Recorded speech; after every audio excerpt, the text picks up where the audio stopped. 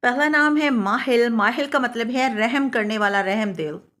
اگلا نام ہے نوفل، نوفل کا مطلب ہے میزبان، میزبانی کرنے والا۔ اہان، اہان کا مطلب ہے مکمل چاند۔ آصر، آصر کا مطلب ہے منتخب کیا ہوا، چنا ہوا۔ زمار، زمار کا مطلب ہے راز رکھنے والا۔ اگلا نام ہے تابین، تابین کا مطلب ہے یقین رکھنے والا۔ مرتسم، مرتسم کا مطلب ہے نقش پکڑنے والا۔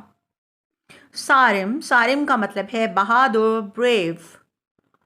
آسام، آسام کا مطلب ہے خیال رکھنے والا۔ اگلا نام ہے دلہم، دلہم کا مطلب ہے بہادر آدمی، بریو مین۔ الہام، الہام کا مطلب ہے علم غائب رکھنے والا۔ شازل، شازل کا مطلب ہے وفادار۔ دیمر، دیمر کا مطلب ہے لوہے جیسا مضبوط۔ اگر آپ کو اپنے نام کا معنی جاننا ہے تو ہمیں لائک کریں، کمنٹ کریں اور فالو کریں۔ شکریہ۔